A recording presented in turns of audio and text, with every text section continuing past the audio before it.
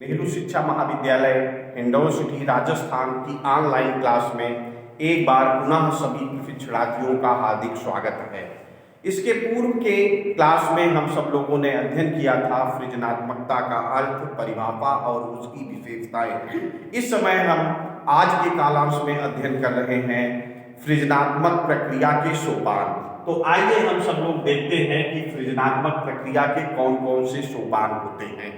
वास्तव में कोई सर्जक या सृजनशील व्यक्ति जब किसी नई चीज का या नए विचार का या नई रचना को प्रस्तुत करता है तो एक सोपान चलता है। सोपान में एक क्रम के बाद वो दूसरे क्रम पर आते हुए अपनी उस रचना को, अपने उस नए निर्माण को या अपनी उस मौलिक उत्पत्ति को या सृजनात्मक क्षमता को प्रकट करता है। तो इसको इस प्रकार से हम कह सकते हैं कि सृजनात्मकता की जो प्रक्रिया होती है वो सृजनात्मक प्रक्रिया के कौन कौन से सोपान हैं उनके बारे में हम सब लोग इस समय अध्ययन करेंगे।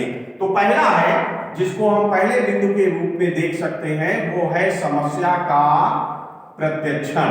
समस्या का प्रत्यक्षण पहला जो सोपान है वो ये सोपान है कि किसी भी क्षेत्र विशेष में जिसमें वो सर्जक व्यक्ति या सृजनशील व्यक्ति किसी नई चीज का निर्माण करना चाहता है, उस क्षेत्र विशेष की जो समस्या है, जो निर्माण करना चाहता है, जिसकी वो रचना करना चाहता है, जो अपनी मौलिकता वो प्रस्तुत करना चाहता है, वो एक समस्या है और उस समस्या को वो बड़ी बारीकी के साथ प्रत्यक्षण करता है या समस्या से जुड़े हुए विभिन्न पहलुओं या विभिन्न बिंदुओं को प्रत्यक्षीकृत करता है। और प्रत्यक्षीकृत जब वो करता है तो सामान्य व्यक्तियों से अलग तथ्य या सामान्य व्यक्तियों से अलग कुछ उसे प्राप्त होता है। उसी समस्या को यदि सामान्य व्यक्तियों के द्वारा देखा जाए तो निश्चित रूप से वो समस्या का प्रत्यक्षण भिन्न तरीके से करेंगे और एक सृजनात्मकता से परिपूर्ण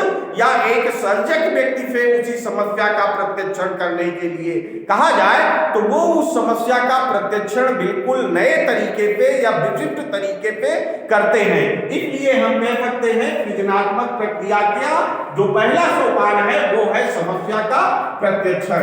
और दूसरा जो बिंदु है या जो दूसरा सोपान है उसको हम कह सकते हैं समस्या को परिवर्तित करना। समस्या को परिवर्तित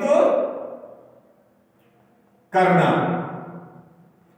अब देखिए, समस्या को जो सर्जक व्यक्ति है या सृजनशील व्यक्ति है उस समस्या में परिवर्तन किया जाता है। समस्या में परिवर्तन कैसे किया जाता है? सामान्य व्यक्ति जिस तरह से उस समस्या का अवलोकन या निरीक्षण कर रहे हैं उनके द्वारा समस्या को विस्तारित किया जाता है।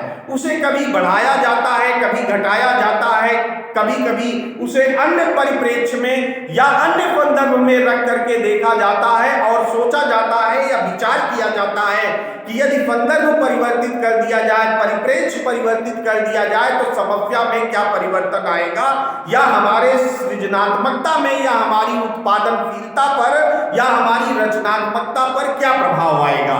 तो समस्या को परिवर्तित किया जाता है सृजनशील व्यक्ति के द्वारा या समस्या को घटा बढ़ा करके या उसको अलग परिस्थिति या अलग संदर्भ में रख करके उसके ऊपर गहन विचार और विमर्श किया जाता है। तो इसको हम दूसरे सोपान के अंतर्गत रखते हैं और कहते हैं कि दूसरा जो सोपान है वो है समस्या को परिवर्तित करना। और तीसरा है निर्णय को निलंबित करना। निलंबित करना।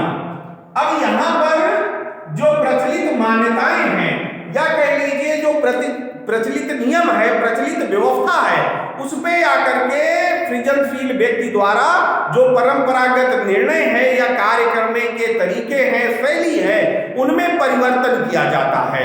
क्योंकि वो सृजनशील व्यक्ति हैं, उनके द्वारा नए तरीके से कार्य को संपन्न किया जाना है। तो नए तरीके से कार्य को संपन्न करने के लिए तीसरे सोपान के अंतर्गत उनके द्वारा जो प्रचलित नियम, मान्यताएं या तौर तरीके हैं उनको निलंबित कर दिया जाता है। यहाँ पर निलंबित करने पे तात्पर्य है उनको अस्वीकृत कर देना या उनको अपने मन मस्तिष्क से हटा देना, और उनके द्वारा जब निलंबित कर दिया जाता है तो नए तरीके से उनके ऊपर विचार किया जाता है। और चौथे नंबर पर आता है कभी कभी ये जो निर्णय को वो निलंबित किया जाता है सृजनशील व्यक्ति के द्वारा, इसके लिए लोगों के द्वारा उनकी बड़ी आलोचना भी होती है। लेकिन एक सृजनशील व्यक्ति जो होता है वो बड़े ही धैर्य के साथ, कह लीजिए उत्साह पूर्वक अपने कार्य में लगे ही रहते हैं। उनके द्वारा लोगों की आलोचनाओं से बिल्कुल भी वो प्रभावित नहीं होते और ना तो लोगों की आलोचनाओं का उनके ऊपर कोई प्रभाव ही पड़ता है। चौथे सोपान के अंतर्गत अब हम आते हैं और जिसको कहा जाता है उद्भवन प्रभाव। उद्भवन प्रभाव, इसके अंतर्गत ध्यान देने वाली बात यह है कि कोई भी सृजनशील व्यक्ति एक दिन में या कुछ घंटों के विचार विमर्श या चिंतन के फलस्वरूप किसी नई वस्तु का निर्माण नहीं कर लेता है। कोई रचना नहीं मौलिकता से परिपूर्ण सामने आ जाती है, वरन वो लगातार इस पर चिंतन करते रहते हैं, मनन करते रहते हैं, मन ही मन विचार करते रहते हैं। सामान्य व्यक्तियों से सोचने की उनकी अभिवृत्ति या प्रवृत्ति बिल्कुल अलग होती है। वो सदैव मन ही मन उनसे जूझते रहते हैं और इसमें कभी कभी उनको निराशा भी लगती है। और कहा भी जाता है सृजनशील व्यक्ति किसी भी रचना का आविष्कार नए तरीके से करने के पूर्व न जाने कितनी बार हतोत्साहित होते हैं। उदाहरण के लिए थॉमस एल्वा एडिसन के बल्ब के आविष्कार को हम ले सकते हैं कि लगभग उन्होंने बल्ब का आविष्कार करने के पूर्व 1000 बार असफलताओं का स्वाद चखा था। 1000 बार जब वो असफल हुए थे उसके पश्चात उन्होंने बिजली के बल्ब का आविष्कार किया था। तो उसी तरह से एक सृजनशील व्यक्ति को असफलता जब हाथ लगती है तो वो अपने मन मस्तिष्क को उस समस्या से हटा लेते हैं, दूर ले जाते हैं। लेकिन वास्तव में वो जो चेष्टा पूर्वक अपने मन मस्तिष्क को समस्या से दूर हटा रहे हैं या दूर ले जा रहे हैं, लेकिन उनका जो अचेतन मन है, फ्राइड के द्वारा चेतन मन, अर्धचेतन मन, अचेतन मन का विश्लेषण किया गया है। तो फ्राइड के द्वारा जो अचेतन मन का विश्लेषण है वो कार्य करता रहता है और लगातार सृजनशील व्यक्ति या सर्जक व्यक्ति के द्वारा उसके ऊपर चिंतन किया जाता रहता है, मनन किया जाता रहता है, और जिसके द्वारा हम कह सकते हैं कि उनके द्वारा लगातार अनवरत किसी समस्या को लेकर अचेतन मन द्वारा जो विचार विमर्श किया जा रहा है। इसके पश्चात 5वां सोपान आता है किसी विचार से बंध जाना। किसी विचार से बंध जाना, ये जो अगला सोपान है 5वां सोपान। अब जब वो लगातार परेशान रहते हैं तो उसी बीच किसी एक विचार को वो लेते हैं और उस विचार से बंध जाते हैं, उसी में रम जाते हैं या उसी को प्राप्त करने का प्रयत्न करने लगते हैं। इस स्थिति में सामान्य व्यक्तियों द्वारा प्रायः उनकी बड़ी आलोचना की जाती है और कभी कभी तो इस संदर्भ में कहा जा सकता है कि एक सृजनशील व्यक्ति को लोगों के द्वारा या सामान्य लोगों के द्वारा सनकी भी कह दिया जाता है। ध्यान देने वाली बात है कि चाहे सुकरात रहे हो, चाहे ईसा मसीह रहे हो, उनको एक समय क्या कहा गया? सनकी व्यक्ति कहा गया। और कभी कभी तो पागल या मूढ़ की भी संज्ञा सृजनशील व्यक्तियों को सामान्य व्यक्तियों के द्वारा दी जाती है, लेकिन ये उनसे बिल्कुल घबराते नहीं हैं और इनके द्वारा किसी जो विशेष विचार पे बन गए हैं दृढ़ता पूर्वक उस क्षेत्र में कार्य करते रहते हैं। और फिर इसके पश्चात जो छठा सोपान आता है, उसके 5वें सोपान के पश्चात वो परिणाम की अटकलबाजी, परिणाम की अटकलबाजी। सृजनशील व्यक्ति जो होते हैं छठे सोपान के अंतर्गत आकर के इनके मन या मस्तिष्क में परिणामों की एक अटकलबाजी लगाई जाती है। वो अटकलबाजी कभी कभी बड़ी ही कह लीजिए अनोखी होती है और उसको अगर ये सामान्य व्यक्तियों को बता दे तो सामान्य व्यक्तियों को उस पर हंसी आ जाएगी या ये उन्हें उपहास का पात्र बना देंगे। तो कहा जा सकता है कि इनके द्वारा परिणामों के संदर्भ में अटकलबाजी से काम चलाया जाता है शायद ये परिणाम प्राप्त होगा या इस क्षेत्र में ऐसा किया जाना चाहिए, और उसी क्षेत्र में ये निरंतर आगे बढ़ते रहने का प्रयत्न करते रहते हैं। तो परिणामों की अटकलबाजी जो है ये छठा सोपान आता है। और फिर इसके पश्चात इनके द्वारा जो है एक उत्तम निष्कर्ष की प्राप्ति की जाती है। उत्तम निष्कर्ष की प्राप्ति। अब जो ये परिणामों की अटकलबाजी करते हैं तो उस परिणाम की अटकलबाजी में इनके द्वारा कई अटकलें लगाई जाती हैं, और कई अटकलों में से ये एक जो सबसे उत्तम परिणाम या निष्कर्ष इनको दिखाई देता है, उस निष्कर्ष को इनके द्वारा अपना लिया जाता है या उस उत्तम निष्कर्ष की प्राप्ति की जाती है। ध्यान देने वाली बात है कि उत्तम निष्कर्ष इनको प्राप्त कहां से हुआ? उत्तम निष्कर्ष जो परिणाम की अटकलबाजी इनके द्वारा की जा रही थी उसे से इनको उत्तम निष्कर्ष की प्राप्ति हुई है।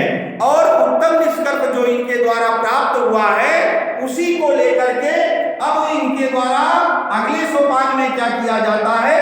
अगले सोपान में इनके द्वारा यह किया जाता है कि अपने निष्कर्ष को, जो निष्कर्ष इनको प्राप्त हुआ है जो कि सर्वोत्तम है, इनके द्वारा अपने निष्कर्ष को सुसाध्य बनाने की इच्छा, सुसाध्य बनाने की इच्छा, ये इनका कह लीजिए या सृजनशील व्यक्ति का 8वां सोपान है। और इसके अंतर्गत अपने निष्कर्ष को सुसाध्य बनाने की इच्छा, कोई भी सृजनशील व्यक्ति या सृजनात्मकता से परिपूर्ण व्यक्ति जो उनका निष्कर्ष है उस निष्कर्ष को सुसाध्य बनाना चाहते। सुसाध्य का मतलब कि वो उसको व्यवहार में प्रयोग में लाना चाहते हैं और उसी के द्वारा अपनी रचना को, अपने नए निर्माण को, अपने नए सृजन को लोगों के सामने प्रस्तुत करना चाहते हैं। क्योंकि अब इनके द्वारा जो है अपने निष्कर्ष को सुसाध्य बनाने की इच्छा या जो उत्तम निष्कर्ष इनको 7वें क्रमांक पर प्राप्त हुआ है, अब ने उस निष्कर्ष को इनके द्वारा सुसाध्य बनाने की इच्छा बड़ी प्रबल हो जाती है। और इसके पश्चात जो अगला क्रमांक या अगला सोपान आता है, वो अगला सोपान ये आता है कि अनिश्चितता को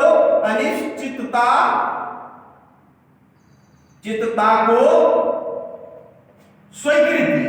कहने का मतलब ये किसी चीज को लेकर के निश्चित नहीं होते। यहां अंतिम सोपान पर भी आते समय इनके द्वारा ये कहा जा सकता है कि ये अपने निष्कर्ष को या परिणाम को लेकर के अनिश्चित रहते हैं, अर्थात सही भी हो सकते हैं और गलत भी हो सकते हैं। और इसी तरह से हमने ये देखा कि जब ये मानते हैं कि सही भी हो सकते हैं, गलत भी हो सकते हैं, तो यही तो सृजनशीलता है। अगर सामान्य व्यक्तियों के द्वारा अपने कथन या निष्कर्ष को लेकर प्रारंभ में ही इन्होंने एक दृष्टिकोण विशेष बना दिया होता तो जाहिर सी बात है इनके द्वारा नया सृजन, नया निर्माण या मौलिक पूर्ण रचना प्रस्तुत नहीं की जा सकती थी। क्योंकि इनके द्वारा जो मौलिकता से पूर्ण रचना प्रस्तुत की जा रही है तो उसमें एक सोपान होता है, एक क्रम होता है। उसी क्रम के अनुसार जब कोई सृजनात्मक व्यक्ति आगे बढ़ता है तभी वो किसी नई चीज का निर्माण कर पाता है या एक नई वस्तु को समाज या अपनी सभ्यता या अपने समुदाय या अपने देश और राष्ट्र को समर्पित कर पाता है। तो सृजनात्मक प्रक्रिया के जो सोपान है, पहला सोपान है सबसे पहले समस्या का प्रत्यक्षण। समस्या का प्रत्यक्षण सृजनशील व्यक्ति द्वारा नए तरीके से किया जाता है, अनूठे तरीके से किया जाता है। फिर है समस्या को परिवर्तित करना।